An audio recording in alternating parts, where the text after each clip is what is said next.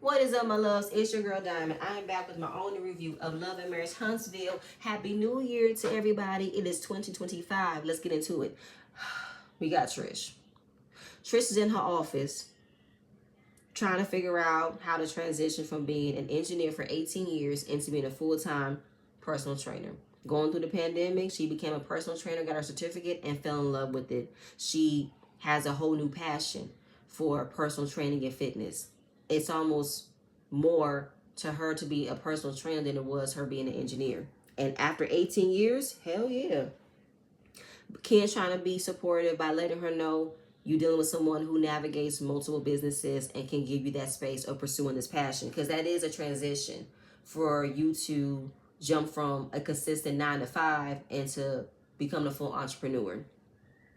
Then they talk about the party, how the party was weird because Marquez did the most. You know, he didn't keep the celebration about the children. He wanted to make it about him. He was bringing everybody together, talking about the situation, bringing all the guys together, doing the most. Yes, that's a fact. But y'all definitely carried the same energy. Y'all made it awkward when y'all both started to antagonize him as well. Like, all three of y'all have done a lot of back and forth, being petty and trying to make the situation better, but it's made it worse. All y'all pretty much do the most to try to bring out the worst in everyone. Okay? And with his son coming in telling him to relax, and then Trish want to reveal that when her daughter saw the way her father acted, she said, "That's not my dad. He's either Marquez or him to me." Your daughter is at that point where she doesn't even feel comfortable calling you dad anymore. I bet that hurts your feelings. But why did Trish have to repeat it on camera? For me, I get the feeling that Trish is definitely looking at this as an opportunity to get back at Marquez because he did leave. And she ain't let it go. She's not healed from the pain of her husband leaving her at the time when she needed him. So I do think that Trish uses every opportunity she can to paint Marquez out to be a horrible person, but it's not as if he don't do that himself. And Ken, he adds on his 2 cents in as well. And even that entire weekend of the celebration, apparently he never came by. He never came by, still grabbed the kids and wanted to hang out with them. When y'all met up to talk about how to move forward from that, when the kids got a pass of not going, he still did not return to still see about his kids either. Wow. Trish feels like their relationship can be repaired, but it's up to Marquez to hold him accountable and for him to fix the division that he created, which I agree. But as far as her having that same energy of trying to be open and expressing to everybody how everything makes her feel, Ken asks her, "How do you feel about getting married again?" Obviously, that is a conversation she avoids having. It makes her uncomfortable. She clenches, she tightens up. She said, "I will eventually," meaning she's not in a rush to get married. Trish has said it the last couple of episodes that she wants to be with Ken. She can see herself married to Ken, but having another marriage is what's scaring her, which she has every right to be afraid. From what she endured with Marquez, she'd been with Marquez since she was 19 years old. That was a long relationship to be in. To now have that end when you never thought it would end, to say, "I want to try something different. I want to be involved in this relationship." You want to make sure it's right. And I think she needs to express to Ken and open her mouth that, "I do want to marry you. I do want to be with you. But I don't want this to be a mistake. I don't want this to be another 13-year mistake. I don't want it." And I think that should be something he needs to understand. You don't want to rush. You want time. You deserve time. Y'all have only been in this relationship for 2 years. And in that 2 years, you have involved Ken in the dynamics of what has been going on between you and Marquez. And I don't think it was Ken's place to be so involved and invested in it. While he had his points, he had his reasonings. I think you guys need a full break of navigating your relationship without Marquez being in the middle of it, meaning not bringing him up, not talking about the issues. Keep it out of it, okay? But in the confessional, Marquez, oh no, Ken is confident that Trish loves him with all her heart. So he's not worried whether or not she loves him. But he understands that she's hesitant on not getting married again.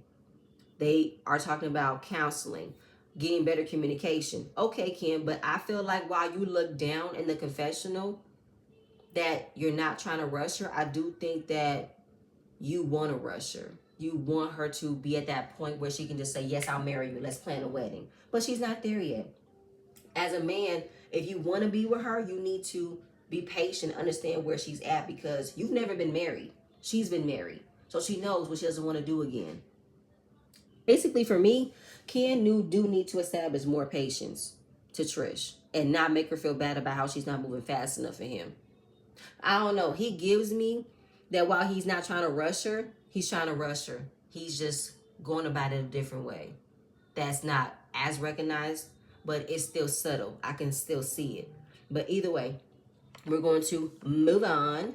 We got Martell and Maurice. Ooh, Lord, these two lug nuts. These two bald-headed bastards. Okay? When I tell y'all, you can literally see the plot being formed in this conversation, I can't. So, Maurice comes over to discuss Martell's behavior. He had the field day, right? And Martell's not in the mood for a lecture, especially not from this lemon-head ass nigga. And he pretty much talks about the dynamic of Martell and Marceau's relationship, how their relationship have not really been good. They always had this cycle of having a problem, fixing it, having another problem, fixing it, and how Martell is in this cycle of destruction. And I'm looking at Maurice. Are you explaining the same thing to your brother? No. What I'm saying is, you want to call out Martell on being in this cycle of destruction. Can you say your brother be in this cycle of destruction too? Because this is what you don't do. You call out everybody else, but you never call out your brother. And it's vice versa. He never calls you out either. But he believes that their relationship and friendship have never been the same ever since they stopped being in business together, when Scout was disbanded.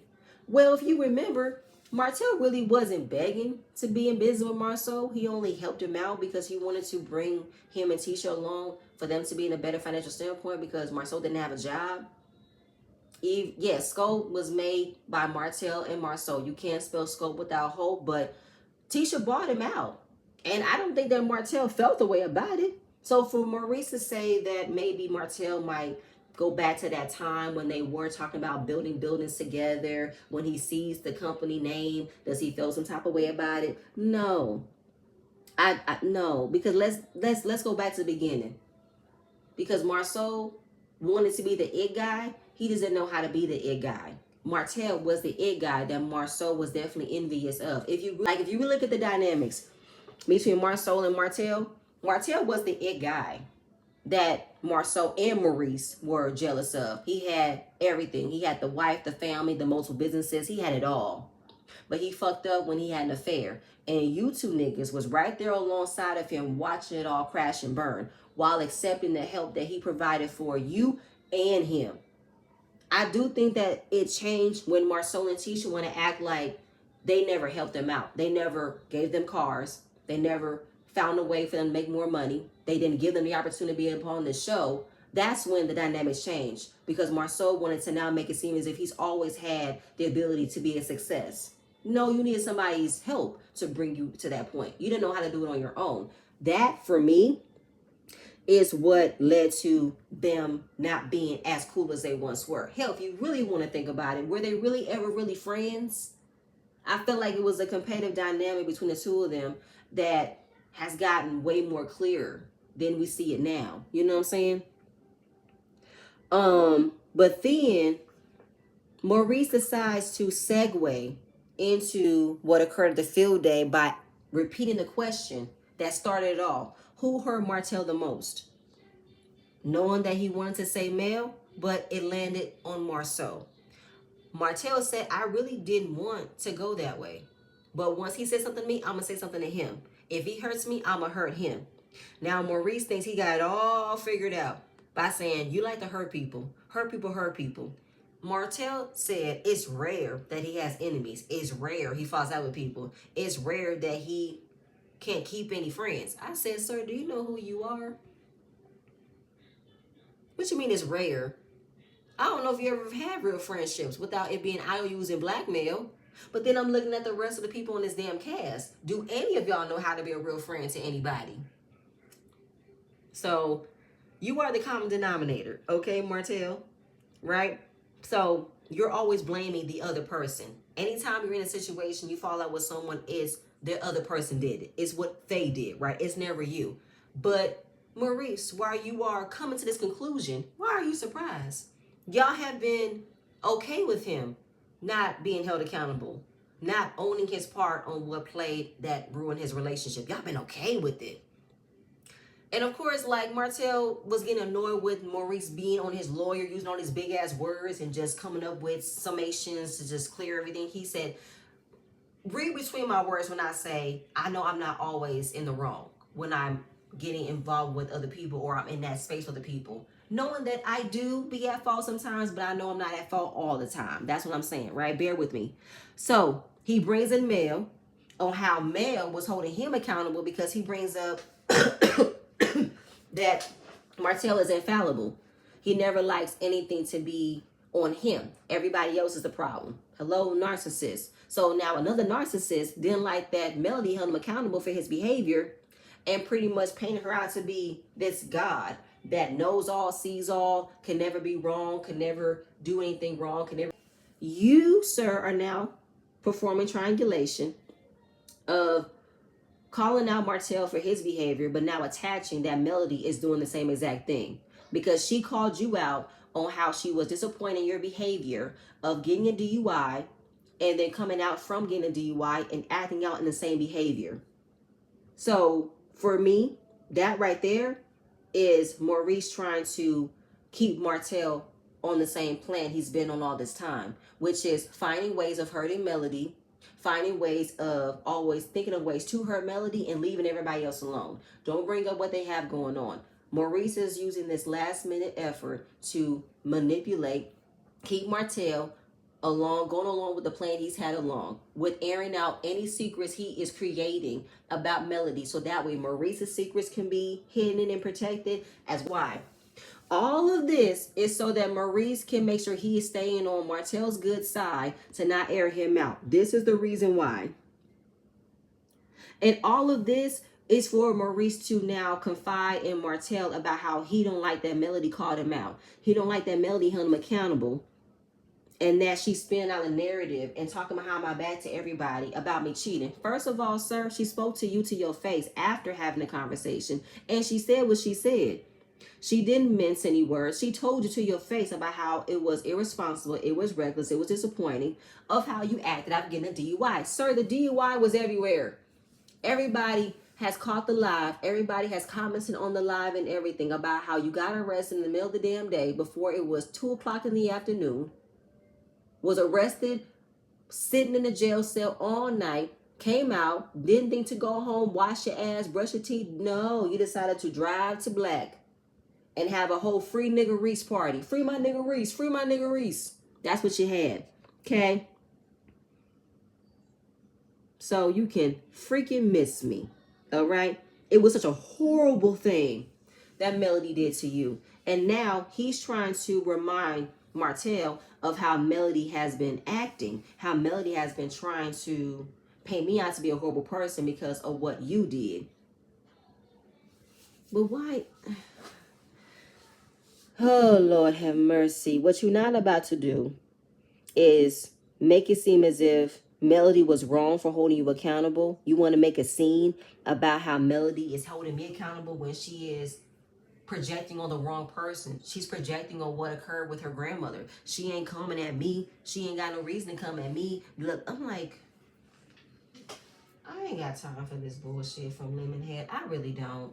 Like, the way just seeing him try to spin the story that Mel is doing all of these things to create a negative narrative about him when he did that on his own. All she did was explain to him how it made her feel for him acting this way. Because, Maurice, you want to make yourself feel like the reincarnated Martin Luther King, who's all about decisions, making logical choices, being honorable, being reasonable, being humble, being transparent.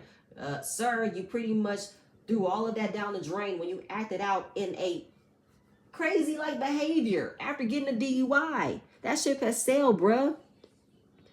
Trying to make Martell feel less responsible for what he did to his own family because of what Melody did. What the fuck are you talking about? Now, When it came down to him talking about Melody going around and spreading this narrative, he has a flashback with Kimmy in the kitchen about everybody, well, not everybody, Kimmy mostly, is annoyed with the conversation that Melody is having and the insinuation of cheating because she talked about his mugshot and the dissecting of his photo, thinking that he had a red stain on his lips, right? And thinking that we're not going to have that conversation and she ain't gonna say nothing about it. And Maurice said, you don't need proof when an insinuation can do just that. Because he said Martell does it a lot and Melly has been doing it. For me, that was the honest thing he could ever say, because you guys have been falling behind the insinuation that Martell has been promoting about Mel all these seasons.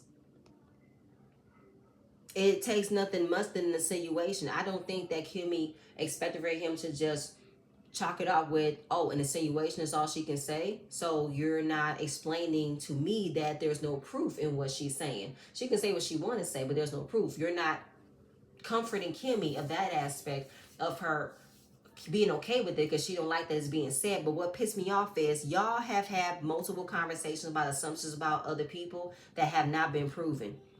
God rest her soul. Kiki, when it came down to her Crime Stopper photo and people were going around the assumption that she could be back on pills, everybody, besides Stormy, besides Mel, all felt like Kiki was back on using drugs. Even though there was no conversation from Kiki about how she was innocent, y'all assumed she was guilty anyway. Same with Martell. Him saying she cheated, I cheated. The whole Revenge P plot where y'all pretty much went along with the fact that the intimate video they made, he was about to make it seem as if she was doing those acts with other men. And y'all were going along with it without proof. The insinuation was enough. Y'all believe so much in what Martell said about Mel. Y'all said, oh, okay, cool. We don't need to go around finding actual proof. We don't need to go around finding evidence. The same with Marceau. There has been no proof of Marceau cheating, but the insinuation is powerful enough. The insinuation is powerful enough that Tisha's going around frantic, trying to make sure her husband wear his damn wedding ring and actually defend his fucking marriage. Oops, not gonna work. It was enough insinuation about Maurice being a damn sex addict when all he cared about was making sure he has his weekly routine of having sex whenever he wanted it, knowing that Kim was going through an aggressive stage of cancer. The insinuation he was a fucking asshole was enough. The proof we definitely saw with the way he made it seem as if everything was in her fucking head about her lack of libido. It was proof that he was a fucking asshole when he felt like she deserved to get a new fucking car. It was enough. And then says Melody didn't dream of this being her life. How Melody only became famous because of what you did. I'm sorry, what? Are you saying that Melody became famous because of Martell's cheating?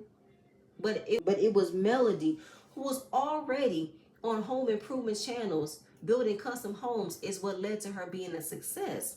It's what led to Carlos scouting around to create a show, and Melody caught his eye.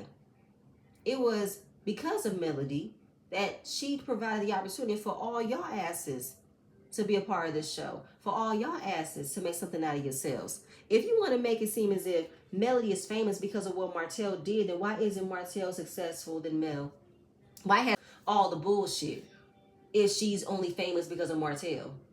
Then why isn't Martell more successful? Why doesn't Martell have a builder's license? Why isn't Martell not struggling? Make it make sense for me. Hell, Melody just did a damn Tubi movie recently. The fuck you talking about? Hell, if it wasn't for you couch surfing, Kimmy wouldn't have found you along and paid for you to go to law school.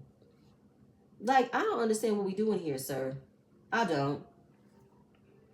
If it wasn't for Melly and Martell doing their own thing with custom home building, Marceau wouldn't be where his at and Black wouldn't be created. What are we talking about, sir? I'm sorry.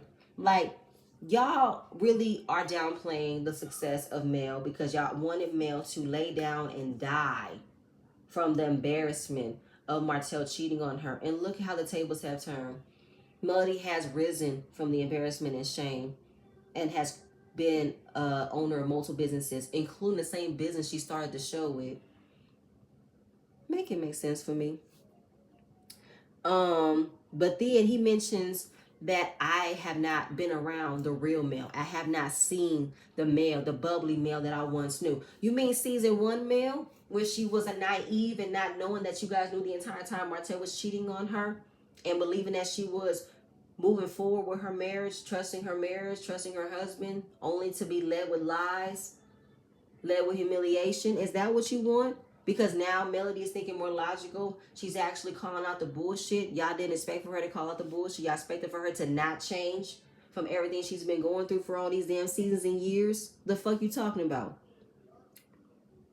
You gotta be kidding me if you not think that going through this type of hurt and humiliation, it wouldn't change anybody. It wouldn't open somebody's eyes to see what's been right in front of her this entire time that she never called out before. Yeah, y'all can't handle Mel calling out y'all actions. Y'all can't handle Mel reading between the bullshit, reading between the lies. And now she's recognizing that y'all not about to use my ass for a fucking storyline anymore. Y'all gotta talk about your own shit. Y'all have always followed behind Melody Martell's issues. Y'all have always followed behind what's occurring on social media. Y'all have always had your own opinions about it. But now the tables are turned. You are now in that limelight of having something negative about you on social media, and Mel can come at you and tell you to your face about how it made her feel, about how her losing her grandmother to a drunk driver isn't a conversation to be had and understood. The fuck out of here, Maurice. Now she's being tactical, absolutely, against your asses. Now, Maurice was literally spoon feeding Martell to be angry of what Melody has been doing to him, projecting this villain role on him, how everything he's done has been Melody painting this picture of him, not Martell being a fucking cheater, getting another woman pregnant, having that woman come after Mel, creating all of these motions and lawsuits and lies about her. Oh no, it's not Martell's doing it, it's Melody. Melody is the one that put Martell in this position of being the most horrible man in the world. No, Maurice wants to, move the goalpost. Make it seem as if everything that Melody has been doing is wrong. Everybody has a problem with Melody going around asking questions, wondering about this, wondering about that. We need to switch the narrative. Now Melody needs to take on the role of being a damn villain, and you need to be the redemption. You need to be the guy that's figuring it out. I said, are you trying to attach that Melody is calling you out for the actions you displayed as somebody who is trying to create a horrible narrative about you, trying to be this horrible person because she's done the same thing with Martell? No, Martell's just fucking spiraling, okay? This is pretty much him trying to give Martell another angle of how this can make him look like the good guy now, and how we can now make Mel out to be the bad guy because of the way she's coming at me, and I don't like the way she's trying to hold me accountable for my bullshit. We need to flip it as if she's the one doing all of these things to hurt us when we're not doing anything, because she needs to hurt other people, because Melody needs love. Melody needs to hurt other people because she is still hurt by what you've done to her. I'm like, you really are trying to puppet master this man. I tell you, if you believe this shit, you are dumber than you look. If you believe this shit. Because I feel like y'all don't have anything else to call out Melody for other than you thinking that she is still hurt over what happened between her and Martell. She is over and done with this man. But then you guys already know what she's been dealing with, because this man pulls her in and out of court every time. And y'all all knew what he was going to do with the revenge peace situation. Like, I cannot. I'm over it. I'm done. I'm sorry. I'm over it. I am done. Trish meets up with Kimmy at her office, and she needs Kimmy's help on how to navigate being an entrepreneur. I thought I was tripping. Why is she asking Kimmy? I mean, Kimmy really wasn't jumping in on being an entrepreneur when she was still working as a nurse and dabbing back and forth into being a real estate agent. She only jumped into being a full-time entrepreneur because Maurice wanted her to. But either way, she's telling her it was a different experience of working as a full-time entrepreneur because you thought you won't be as busy, but you are. You have to grind. You have to keep up with working. And sometimes when you have reached a point where your business have taken off, you can enjoy taking multiple vacations and taking breaks. You have to ensure. And she has a point. some entrepreneurs do have a hard time taking breaks when they've been working for so long to reach a certain point of being successful, when they've never been able to achieve this amount of money at one point. But yeah, jumping into entrepreneurship is not for the weak. And Trish was like, I want to be in that space. I want to own my own gym. And she wants to create protein powders. I said, okay, so do you think you can have a high enough clientele that can stay loyal to you while you are transitioning to being a full-time trainer? I don't know, because now all of a sudden, Trish don't have as much time as she used to have when it came down to her being on this show, and now she doesn't have as much time training people anymore. She can't keep up because she's still working as an engineer. She has a business plan. She wants to find a commercial building. And she just finds happiness in seeing her clients happy with what they've done, how they have, set a goal for what they wanted their for what they want their workout to be. And I'm like, okay, so what makes your workout regimen different than other trainers? Like, what do you do? What do you provide? Like a 6-week training course, a 12-week training course? Like, what are your core workout routines that is recognizable, that is affordable, and that's obtainable? Like, I don't follow Trish, so I need to know, is she promoting any quick workout routines on social media? Now, Kimmy had a big building in mind that was a very nice place. It was once a dance studio. They had white floors. It was less than 100K. She's like, okay, cool. I'm happy that you're keeping this up as long as you are consistent with everything, because you're going to be jumping all in and using everything you got to create this gym, and you won't be able to afford any employees, and be forewarned that you won't be able to be making any money. So make sure you got everything all set up and aside to set you guys up for comfortably transitioning into putting all your time into creating your business. Then, then Kimmy brings up how the difference in Trisha's happiness versus how she was unhappy and happy at the barbecue. Then she mentioned the tension with Melody. You know how Melody was not even in this damn episode, and she was mentioned in more ways than one by Maurice and now by Kimmy. And she mentions the lunch she had with Mel about how she didn't like how Melody added the lipstick, and pretty much, summing up with, she ain't gonna talk about it. You won't hear Melody having another conversation about the lipstick. But what kills me about Kimmy is, why are you mad about Mel adding what she heard on social media when you guys do the exact same thing? I don't know. I don't understand, because then they want to say how I've been around Huntsville and I've never heard anything in the streets about him cheating. I never heard nothing. Yeah, exactly. Neither have I. This must have been part of your Facebook groups. I said, Kimmy, I hate y'all. I hate that you really want to diminish that nobody talked about Maurice's situation. I feel like, you know why? Because nobody cares. You guys are boring. People have been wanting y'all off the show for the last few seasons. But don't get it twisted. You guys are talked about just as much as everybody else is. How is it that it is far-fetched for rumblings to be out in the streets about Maurice, but it is so actual factual of everything that's been said about Mel in the streets? But we all know the streets is Miss Wanda and Martell. Those are the streets. Ain't nobody really talking about what's going on there. Like, get the fuck out of here. Like, I really don't have time that y'all really make it seem as if nobody talks about anybody. Nobody is on social media listening to anything that's been said about y'all. It's a bunch of bullshit to me. That y'all really trying to present it as if Mel is doing the exact most by revealing what she heard on social media regarding what your husband has done, coming to him, addressing how it made her feel, and it's like far-fetched. It's like, you can't do that. Bitch, fuck you.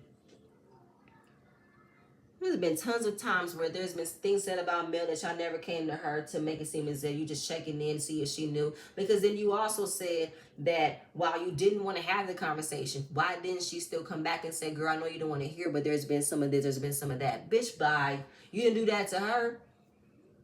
Let's go back to season 1. Tisha didn't tell Mel out of concern that there's some rumblings about Martell buying Ariana matching BMW. No, Tisha said it out of anger. She said it out of way to hurt Mel. She wasn't being concerned. She wanted to hurt her. Let's go back to season 5 when she repeated a rumor that Miss Wanda made about Melody having an affair on Martell, and that this mystery man is supposedly, allegedly, been Sugar Mama's daddy. You know how many times Tisha repeated that damn rumor? Multiple times it said the streets has been talking, the streets has been talking. The fuck? If the streets have been talking, Kimmy, then why are you mad about Melody bringing it up when y'all do the same exact thing? Trish, you don't hear shit on social media. And let's keep it a buck, Trish. Your ass is all over social media. Because of the way you came on this show, you've lied about everything. Marquez is talking and everything in between. It has been more.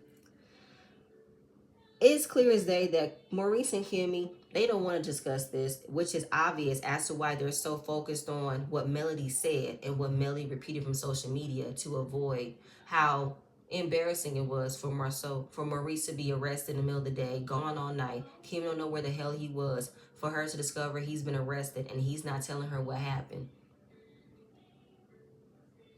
Does anybody see that that's an issue? That we should be addressing why that happened, but no, we're just gonna laser focus on Melly repeating on social media that you might have had lipstick on your lips because your lips look a bit red, and how that's wrong for her to add that. Y'all gotta be kidding me. So with her addressing Mel and her getting how she feels, Trish wanna say she loves how Kimmy is holding everybody accountable. She ain't holding everybody accountable. She hasn't held her husband accountable. She has never held Maurice accountable, because this is the reason why she's in this mess, is because of him. So I don't know what you think, that Kimmy is getting some type of prize or winning a trophy for holding folks accountable. No. She ain't hold nobody accountable. She ain't hold her own husband accountable, her brother-in-law, her sister-in-law, Martell. She ain't hold nobody accountable. Believing that she held Mel accountable is laughable. Good night. I don't give a fuck how this makes Kimmy feel. So Kimmy being messy, as if nobody can tell she's being messy, she brings up Martell's open house and is wondering, are you going? Why would Trish want to go? Trish was frustrated the past couple of episodes about the narrative that Martell has allowed for everything to come out, knowing that she allowed it too. Why would she want to go to his open house? Because, Kimmy, you want a moment. You want a confrontation. Because you want everybody else's drama to be presented and be talked about to hide yours. That's what it is, okay? But no. Here go Trish, right? Discussing the whole thing about her and Martell. And that she was wondering, how did he find me? What you mean, how did he find you? Like, she acted confused as if receiving a DM for him was out of nowhere. You didn't act like it was out of nowhere. But then said it was actually Fletcher who was supposed to have been the one to introduce us. More information. You see how excited Kimmy got? How are we here? Because she said Chris is her cousin from her mother's side. And we remember when they had that scene at the gym earlier in the season that, oh, you might have been the one that Chris told me to reach out. And we never got another conversation as to why would Fletcher ask you to reach out to Trish? Why? And then wondering, did Chris know that you were still married when he reached out to you? She don't know. She don't know if he knew she was still married. She didn't even realize if Martell and Mel were still married. I don't know if the ink dried or not, but it's like, huh? So now Trish is blaming everything on Chris, on how he's the reason why everything transpired. Bitch, no, was you fucking lying from the beginning. You allowing the narrative to be represented in multiple ways and you ain't saying shit. You feel some type of way about Melody questioning you, and now you want to say it's all Chris's fault. Fuck you, Trish. Fuck you. As far as thinking about why would he introduce you at that time, and it was 4 years ago, which would have been in 2020. And this was probably around the time that Mel left Martell and was going through the divorce, not even sure if it was finalized or not. It's like, what? So Mel still had a right to question you about everything because you're fucking lying. Because again, how did we get from you received a DM from Martell, you didn't go to his house, turns out you did go to his house, but you didn't want the narrative about why you went to his house. You didn't know which house it was. You didn't know what the driveway looked like. You didn't know maybe it was dark. If it was nighttime, you might have hit a deer, not hit a deer. Now we're adding Chris in the mix. Oh my God, the picture just keeps on getting bigger and bigger and bigger. And we're still not getting an understanding as to why the hell did this happen. And you see how Kimmy ain't mad about it, because she's like, every time I'm sitting with this girl, I'm finding new information. You're not mad about it though. You enjoy it because you're willing to see how she'll fuck up her life versus than you allowing us to see how your life is unfolding. That's why. I'm going to move on. Now we get Martell in his therapist session. So this therapy session kind of spoke volumes to me, and I do believe this is probably one of the most honest moments we're going to see of Martell, and it does explain his actions that we're seeing in real time on social media.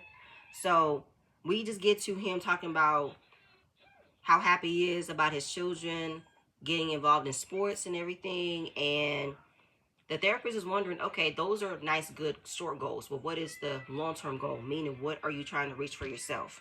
He makes an excuse about how he is sacrificing time to create a way for him to be a better person, figure things out for himself, because he wants to be there for the kids.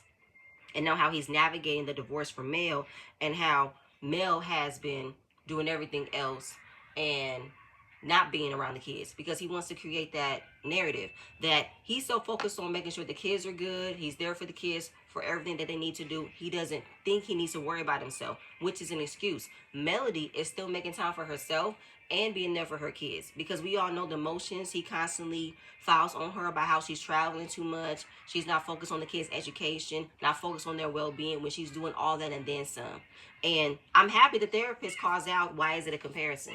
Why is it a competition? You make it seem as if you can't figure out how to make time for yourself like Melody can. You guys have a custody agreement where you guys have 1 week on, 1 week off. Throughout the entire week, your kids, they're in school. You can make time for yourself. Your kids got a bedtime. You can still figure out a way to make time for yourself, figure out a plan for you to be a better person the same way. You can miss me. And he even admits it, that he does make excuses.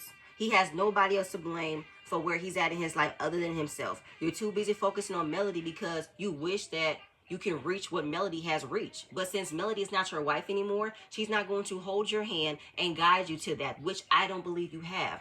And I think that's the problem. Martell doesn't have a guide. He doesn't have somebody literally focusing him on a path of being a better person. He doesn't have a helpful person in his life.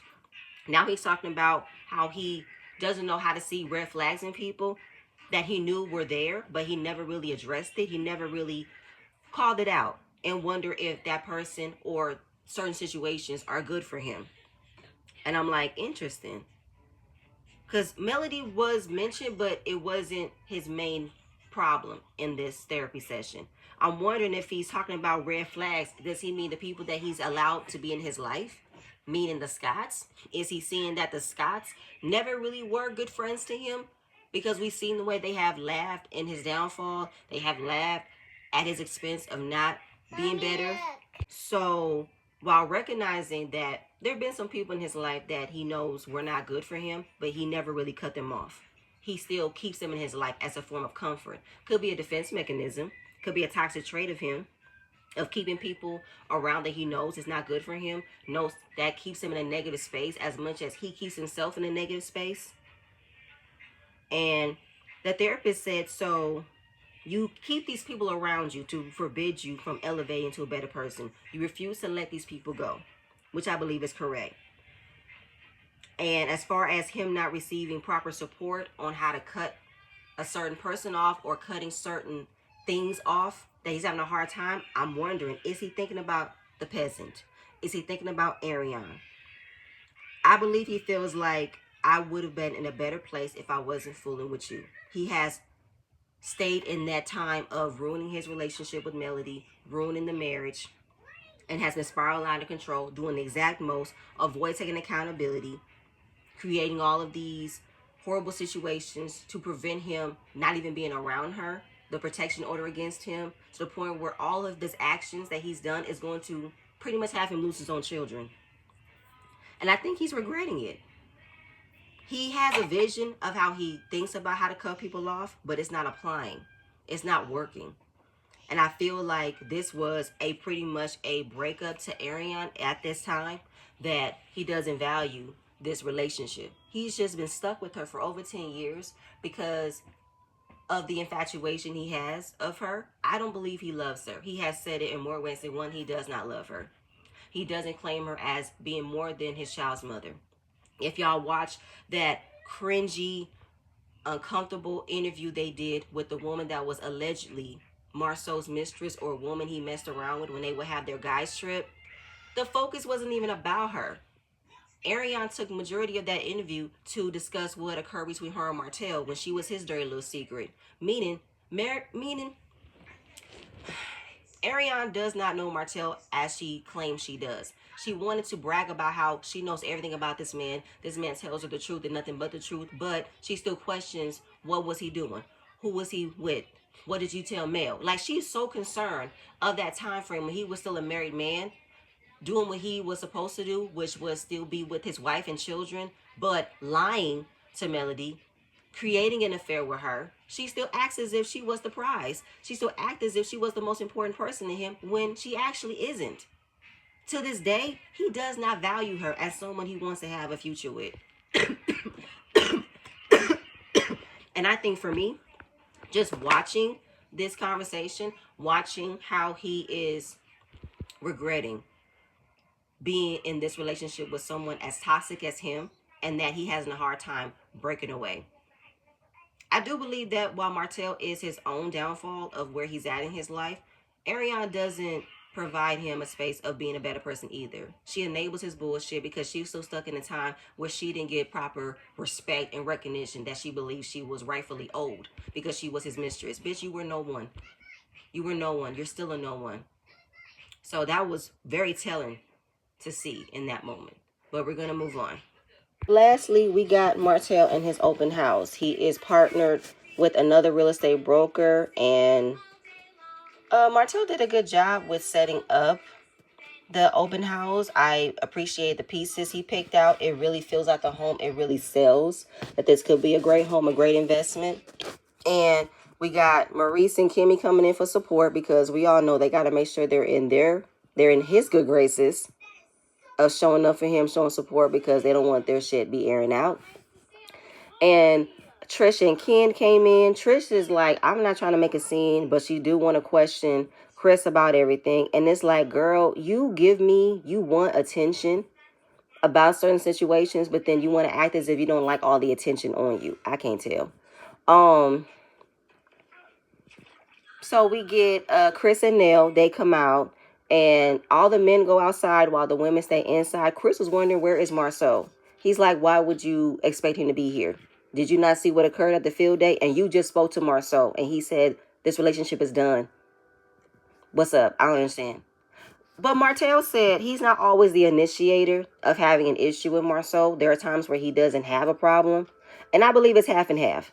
I believe that there are some times where Martell might initiate some type of issue with Marceau, but I do think that Marceau does the same thing by throwing little jabs, antagonizing Martell about certain things he likes to embarrass him on. So I think it's a 2 and 2.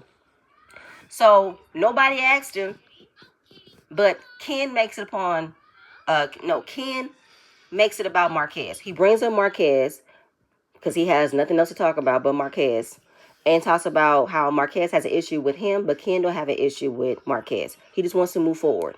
Like, he has his opinions, and he feels like I'm only accountable for calling you out for not being present, when it's the fact Marquez hasn't been present. And he tells him, you can come around, it's no problem. But Marquez is still in that uncomfortable space of not accepting Ken being around. And Ken was like, listen, if you feel like you are uncomfortable because of me, I can go to the gym, I can go down the street. I'm like, Ken, you will do no such thing.